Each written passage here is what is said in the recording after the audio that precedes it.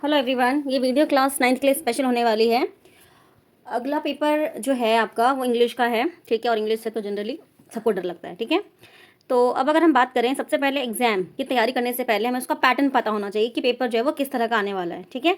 तो इसमें हम एक एग्जाम का जो ब्लू प्रिंट है वो डिस्कस करने वाले हैं कि आपका जो पेपर है वो किस तरह का आने वाला है, ठीक है। तो जैसा कि आपका पिछले साल का जो पैटर्न है सेम उसी तरह का पैटर्न रहने वाला है इस साल भी, ठीक है। तो जिसमें जो आपका रीडिंग स्किल है वो 40 मार्क्स का, सॉरी 20 मार्क्स का है। जो राइटिंग स्किल है विद ग्रामर वो 20 मार्क्स का है। और जो लैंग्वेज विद लिटरेचर है वो आपका 40 मार्क्स का है, ठीक है।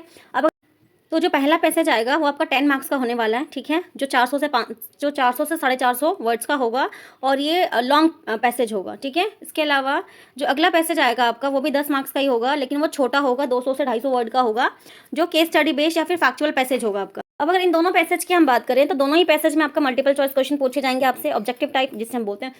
इसके अलावा वेरी शॉर्ट आंसर टाइप भी पूछा जाएगा, ठीक है। इंटरप्रिटेशन एनालाइज बेस पर भी आएगा और वोकैब बेस पर भी आपसे क्वेश्चन जो है पूछे जाएंगे, ठीक है।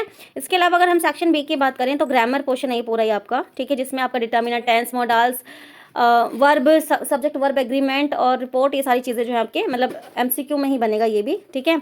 अब अगर हम बात करें राइटिंग स्किल की तो 5 नंबर का आपका डिस्क्रिप्टिव पैराग्राफ है और 5 नंबर का आपका जो है वो डायरी एंट्री है, ठीक है। तो 10 नंबर का हो गया आपका। सेक्शन सी जो है आपका, जो आपका लिटरेचर एंड लैंग्वेज है, तो इसमें जो है देखो, सबसे पहले तो जो आपका चैप्टर्स हैं, ठीक है, उसमें से आएगा एक एक्स्ट्रैक्ट आउट वाले क्वेश्चन, ठीक है। यानी कि मतलब पैसेज टाइप शॉर्ट में लिखा होगा और उसमें से आपको आंसर ढूंढने होंगे और अपने आप से भी लिखने हो सकते हैं। तो वो 5 नंबर का आएगा और पोएम से भी इसी तरह का आएगा 5 नंबर का। तो 10 नंबर का ये हो गया आपका। हाँ, और ये क्वेश्चन किस तरह से हो सकते हैं, एमसीक्यू बेस्ड भी हो सकते हैं या फिर एनालाइजन, जो एनालाइज वाले होते हैं वो हो सकते हैं, इंटरप्रिटेशन वाले हो सकते हैं या फिर नॉर्मल आंसर करने वाले क्वेश्चन हो सकते हैं, ठीक है।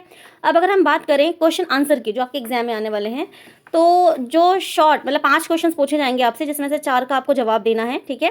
तो और एक क्वेश्चन जो आपका 3 मार्क्स का होने वाला है और जो आंसर आपको लिखना है वो 40 से 50 वर्ड्स के अंदर लिखना है और एक बिहाइव से आने वाला है, ठीक है।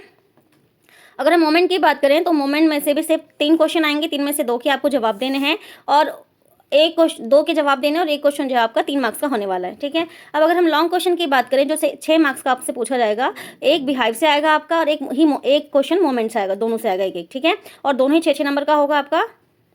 या तो एक क्वेश्चन दे देंगे, वो मतलब 2 क्वेश्चन दिया होगा उसमें से एक आपको करना होगा, मतलब ऑप्शन में ऐसे दिया जाएगा, उन दोनों में से आपको एक करना होगा, ठीक है। सेम उसी तरह का इसमें भी होगा, 2 क्वेश्चन दिए जाएंगे उसमें से एक आपको जो है वो सॉल्व करना है। और अब अगर हम उसमें वर्ड लिमिट की बात करें तो जो उसका वर्ड लिमिट आपको दिया गया है वो 100 से 120 वर्ड्स का दिया गया है, ठीक है।